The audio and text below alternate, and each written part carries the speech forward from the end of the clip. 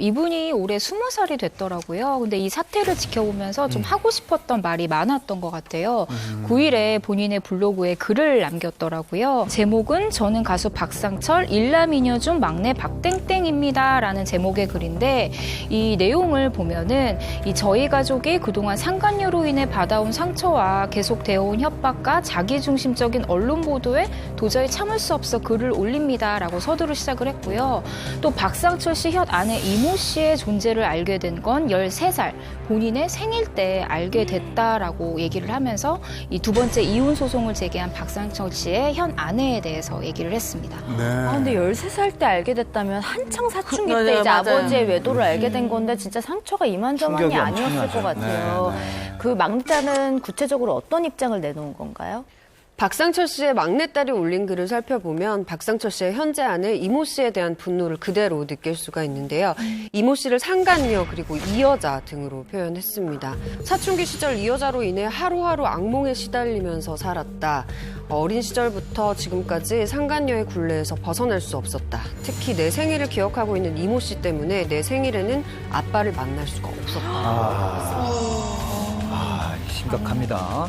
이뿐만이 아니에요, 사실. 막내딸의 글을 또 보면은 고등학교 3학년 무렵에는 집을 찾아와 문을 열어줄 때까지 문을 두드리고 초인종을 계속해서 누르면서 괴롭혔다. 이후 자신의 생일날마다 악몽이 되풀이되니까 차라리 생일이 오지 않았으면 하고 생각을 했다고 합니다. 제가 개인적으로 되게 재밌게 봤던 드라마가 슬기로운 의사생활이라고 있는데 거기 보면은 어린이날에 아버지가 사고가 났는데 이미 사망했는데 사망 선고를 기다렸다 밤 12시 넘어가서 하는 경우를 맞아요. 봤어요. 그 이유는 그 아이에게는 내후년에도 어린이날이 올 텐데 어린이날이 아버지 기일이면은 얘는 웃을 수가 없잖아요. 그래서 의사가 기다려주는 장면을 보면서 되게 저 감명을 받았었거든요. 근데 이 아이에게는 마찬가지로 지금은 아이가 아니지만 자기 생일이 다가오는 게 행복하고 좋은 게 아니라 두려운 상황이 된 거잖아요. 그 얘기를 들으니까 너무 좀 안타깝고 둘의 싸움은 그들의 어른들의 싸움인데 아이들이 결부가야 되는 거에 대해서는 너무 안타까운 일인 것 같아요. 그런데 지난주에 박상철 씨의 현 아내 이모 씨가 전처의 집에 찾아가서 벽보를 붙였다고 했었잖아요.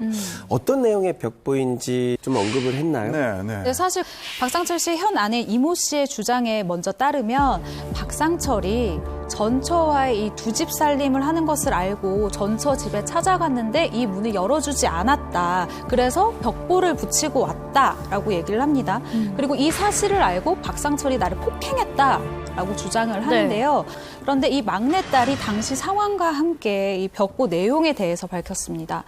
하교를 하고 집에 갔는데 집 문, 엘리베이터, 집 부근에 이모 씨가 자신이 아빠 부인이다 라며 등본과 돈을 달라는 내용의 벽보를 동네 주민이 다 볼 수 있게 붙여놓았다라고 적었는데요. 아무래도 이 전 아내에게 박상철 씨의 경제권이 모두 가 있었기 때문에 그걸 돌려달라고 주장하는 과정에서 있었던 일이 아닌가 추측이 됩니다. 동네에서 망신을 준 거네요.